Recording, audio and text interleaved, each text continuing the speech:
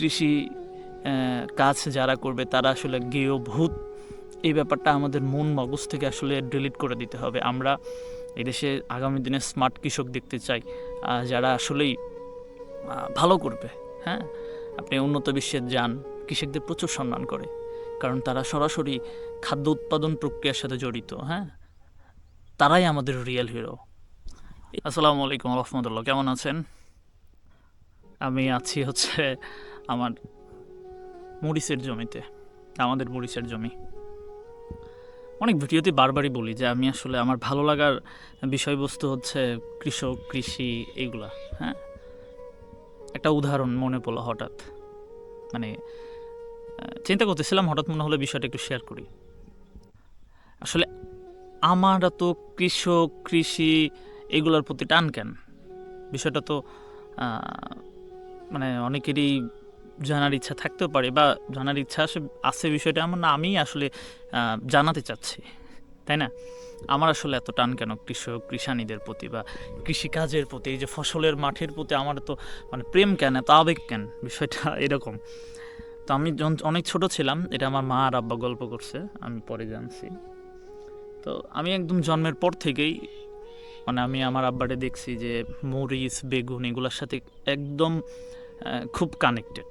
মানে আমরা যেহেতু বগুড়ার পূর্ব পাশের মানুষ, সারিয়াকান্দি বাড়ি, নদী অঞ্চলের মানুষ আমরা। তো যদিও আমাদের এদিকে এখন গত কয়েক বছর হলে তেমন বন্যা হচ্ছে না, আগে প্রায়ই বন্যা হইতো। তো যাই হোক, তো আমাদের এলাকা বন্যা হইতো, পলি জমি হইতো, প্রচুর মরিচ হইতো। বগুড়া সারিয়াকান্দি, মানে বগুড়া জেলা সারিয়াকান্দি থানা মরিচ চাষের জন্য যে পুরো দেশেই বিখ্যাত, বিষয়টা আসলে আমি নতুন করে বলতে চাচ্ছি না, এটা সবাই অবগত আছেন। তো খুব ছোটোবেলা থেকে আমার আব্বা এই ফসলগুলো ফলাইতো। তো আমি খুব ছোট, আমার মা বলতো যে আমারে মা আর আব্বা সকালবেলা আসতো ঈশা, এই যে যেমন দেখেন, এই যে এইগুলা কি মরিচের গাছ দেখতে পাচ্ছেন, এই যে দেখেন মরিচ। হ্যাঁ, এই যেরকম একটা মরিচের গাছে জমিতে যে বসে আছি, এটাই আমাদের। তো আমারে শুয়ে রাখতো ছোটোবেলায়। এই যে দেখেন না, এই যে জায়গা, ফাঁকা জায়গাগুলো দেখতেছেন না, এরকম জায়গায় আমারে মা শুয়ে রাখতো। শোয়ার মানে ঘুমায় দিত। ঘুমায় গেলে ছোট মানুষ বোঝেন না, আমার বয়স তখন 1.5 বছর কি 2 বছর এরকম। আমারে ঘুমায় দেয়া মা আর আব্বা বেগুন উঠাতো, তারপরে মরিচ উঠাতো, কাজ করতো আর কি। যেহেতু আমরা অনেক জমিওয়ালা মানুষ না, খুব সামান্য জমি, নিজেদের চাহিদা মেটানোর পাশাপাশি বিক্রি করে সামান্য বাড়তি আয় কিছু হয়, সেই জায়গা থেকেই। তো এই দেখেন, ছোটোবেলা আমার ফসলের মাঠে শুয়ে রাখতো। এই বিষয়গুলো আমি ছোটোবেলা আব্বার সাথে কাজ করছি, প্রচুর কাজ করছে, এখন হয়তো হয় না, সুযোগ হয় না। তো বিষয়গুলো নিয়ে আসলে আমাকে টানে। আর যখন বড় হইলাম তখন আসলে অনুধাবন করতে শিখলাম যে আসলে কৃষকরা এদেশের প্রকৃত হিরো, কৃষকরা এদেশের প্রকৃত হিরো। হ্যাঁ, ধরেন একটা লোক টাকা বানায়, মানে যারা চাকরি করে, কর্পোরেট জব করে, বা বড় বড় বিজনেস ম্যাগনেট, তারাও অবদান রাখে, কিন্তু কৃষকদেরকে আমি রিয়েল হিরো বলবো। কারণটা কি? কারণ হচ্ছে কৃষক রিয়েল হিরো কেন? কারণ আপনি অনেক টাকা বানান, ঠিক আছে, সেই টাকা আপনি চাবাই খাইতে পারবেন না। কৃষক যদি ফসল না ফলায় মাঠে, হ্যাঁ, আপনি কই পাবেন বলেন? আগেকার দিনে সবাই, ম্যাক্সিমাম মানুষ, আগে কিন্তু কৃষির সাথে মানুষ যখন যাযাবর জীবনযাপন করতো, তারপর থেকে মানুষ যখন সভ্য লাইফে আসা শুরু করলো, সভ্যতার ছোঁয়া পেল, তখন কিন্তু আস্তে আস্তে মানুষ কৃষিকাজকে আঁকড়ে ধরা শিখলো, কৃষিকাজ করতে শিখলো। তখন থেকেই আসলে মানে এটা আদি পেশা আমাদের পূর্বপুরুষদের। টাকা তো আসছে অনেক পরে, টাকার বিষয় বা অন্যান্য বিষয়গুলো। আগে তো মানুষ বিনিময় প্রথা ছিল, তাই না? যে আমি চাল উৎপাদন করলাম, আরেকজন ডাল উৎপাদন করলো, আমি তারে চাল দিলাম, সে আমাকে ডাল দিল, এরকম ছিল বিষয়গুলো। তো সব কিছু চিন্তা ভাবনা করে আমার মনে হয় ব্যক্তিগতভাবে যে কৃষকরা এই দেশের রিয়েল হিরো। হ্যাঁ, আপনি ক্ষুধা লাগলে আপনার কাছে অনেক টাকা আছে, আপনি অনেক মুভি দেখবেন এরকম যে ধরেন যে বন্ধুবান্ধব মিলে সবাই পার্টি করতে যাচ্ছে কোনো সমুদ্রতে, তারা হচ্ছে ঘূর্ণিঝড়ের কবলে পড়লো, একটা দ্বীপে আটকা পড়লো।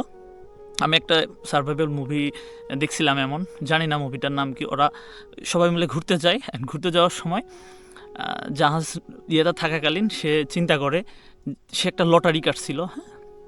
তো ওই লটারিতে তারা যখন যাচ্ছে, তখন যখন পর্যন্ত নেটওয়ার্কের মধ্যে ছিল তখন অবধি তারা জানতে পারে যে একজন লটারি কাটছিল, যে এই লটারিতে সে 10 কোটি টাকা পাবে, সেটা জানতে পারে রেডিও নেটওয়ার্কের মধ্যে। কিন্তু পরবর্তীতে যখন ঝড় আসে, তো সে খুব খুশি হয় যে আমি 10 কোটি টাকা লটারি পাইছি, এটা দিয়ে সে তার জীবন নতুনভাবে সাজাবে, এমন চিন্তাভাবনা থেকেই সে খুব খুশি হয়। কিন্তু পরক্ষণেই ঝড় এসে নৌকা টোকা ডুবে যায়। দেখা যায় যে কিছু মানুষ বেঁচে যায়, তারা একটা দ্বীপে আশ্রয় নেয়। তো দ্বীপে যাওয়ার পরে সে ওই লটারিটা খুব সংরক্ষণ করে রাখে যে আমরা এখান থেকে উদ্ধার হইলে এটা দিয়ে আমি আমার লাইফ চেঞ্জ করে ফেলবো। তো দেখা যায় যে এরকম 1.5 বছর, 2 বছর, 5 বছর হয়ে যায়, সে একটা সময় ওটা ছিঁড়ে ফেলে, আশা হারিয়ে ফেলে। সে বিশ্বাস করে যে আমি এখান থেকে হয়তো বার যেতে পারবো না, আমাকে এখান থেকে কেউ নিতে আসবে না। কিন্তু তার কাছে যেটা কাগজ ছিল, সে একটা সময় এটাকে মানে আর মূল্যহীন মনে করলো, যে না, এটার আর মূল্য নাই। ওর চাইতে তার কাছে মূল্য জিনিস কোনটা? ওই শিকার করতো, একটা মাছ শিকার করবে, এটাই তার কাছে সে সময় অমূল্য। বুঝছেন ব্যাপারটা? 10 কোটি টাকার যেটা, ওইটার আর মূল্য নাই। তো স্থান, কাল, পাত্রভেদে সব কিছুরই একটা বিষয় আছে। তো এই জন্য কৃষি এটা আমাদের আদি পেশা, হ্যাঁ, আমাদের বাপ দাদাদের পেশা। এটাকে আসলে কোনোভাবেই খারাপভাবে দেখা উচিত না। এখনকার ইয়াং জেনারেশনরা কৃষিতে আসতেছে, স্মার্ট প্রযুক্তির মাধ্যমে কৃষির একটা বিশাল পরিবর্তন আসবে আশা করি। আমি মন থেকে বিশ্বাস করি যে কৃষি কাজ যারা করবে তারা আসলে গেয় ভূত, এই ব্যাপারটা আমাদের মন মগজ থেকে আসলে ডিলিট করে দিতে হবে। আমরা এদেশে আগামী দিনে স্মার্ট কৃষক দেখতে চাই, যারা আসলেই ভালো করবে। হ্যাঁ, আপনি উন্নত বিশ্বে যান, কৃষকদের প্রচুর সম্মান করে, কারণ তারা সরাসরি খাদ্য উৎপাদন প্রক্রিয়ার সাথে জড়িত। হ্যাঁ, তারাই আমাদের রিয়েল হিরো। এই সব কিছু বিবেচনায় আসলে আমি সবসময় বা বরাবরই কৃষিকাজ, কৃষক, কৃষানি সব কিছুই আমাকে টানে। এই জন্য আমি বাড়িতে আসলেই আমার বেশিরভাগ ভিডিওর বেশিরভাগ ভিডিওর উপজীব্য বিষয়ই হচ্ছে কৃষক, কৃষানি, সাধারণ মানুষ, খেটে খাওয়া মানুষ। এগুলো আমাকে সবসময় বরাবর টানে। যাই হোক, সবার জন্য সুস্বাস্থ্য এবং দীর্ঘায়ু কামনা করছি। এই তো, ভালো থাকবেন। আল্লাহ হাফেজ, আসসালামু আলাইকুম।